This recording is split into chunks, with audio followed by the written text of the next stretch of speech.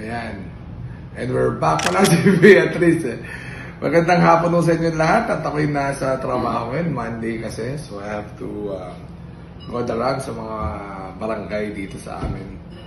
So awa na Diyos, may flood pa yata dito kanina. So anyway, ano to? Group base. So sabi ko naman sa inyo, pag naka 5,000 likes ako, ako ay mag-vlog ko din. So unti-unti. Yung nga lang, medyo bobo pa sa karera. So mga dalawang mo kayo mag-tsatsaka. So matatagalan pa ito, kinamanood ako parate. So nakakaya ka yung tip nung isang araw malayo sa katotohanan. Pero malay mo naman mag-improve.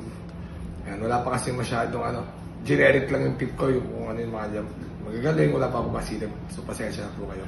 So April 30, paboritong araw, baby.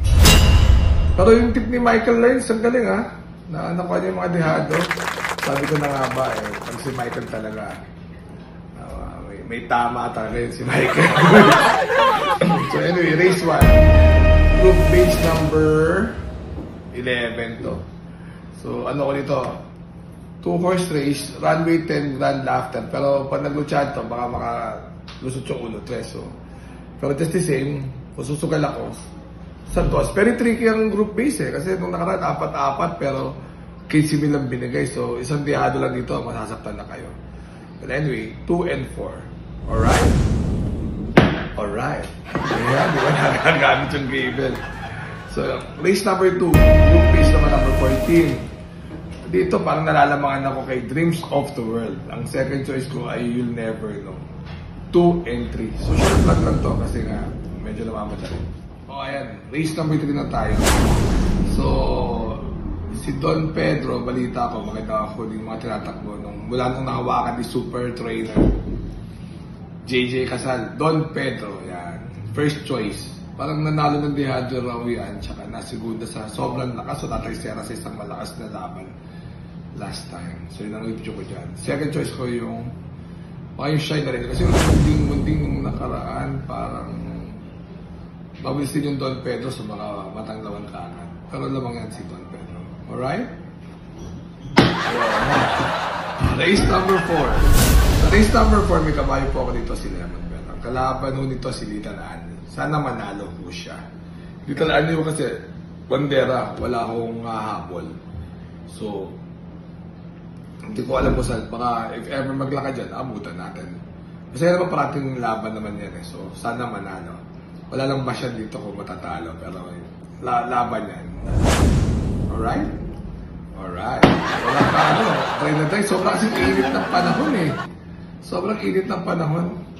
So, ako'y toxic. So, race number 5. Race number 5. First choice ko, Axis Deviation. Second choice ko, Berlin Attacks. Parang naman si Axis Deviation. So, balita ko start na karera tomorrow 5:30 So, kasi sobrang init. So, si Axis Division, alam po, parang operado yan sa lalamunan. Pero sa ganitong oras, baka may lakas niya na rin yan. Alright? So, race number 6. Race number 6. Parang first choice ko dito yung Animo Lasal. Ang galing niya nung nakaraan. Second choice yung Make or Break. 1 and 4. Alright? Alright. Nasa Ventus Junior. Ito ang pinakamahirap na karera, race number 7. Race number 7, maraming mabibilis. Yung thermodynamics, hindi ko alam kung gaano kabuti ito. Tsaka yung Heart of Steel. Pero kung tatanggalin mo yung dalawang yan, parang yung Heritage din ang lamang. Tsaka yung Bossa Nova. Maybe 4, 6, and 5 ako dito. Kasi nung iba ko sa paningin. Pero mag-all na kayo dito, 6 lang yun. Diba? Napakahirap ng Jampay masilat sa dulo. Alright. So, quick vlog lang. Lemon Bell, sana manalo. Remember to be good because God is good all the time. See you.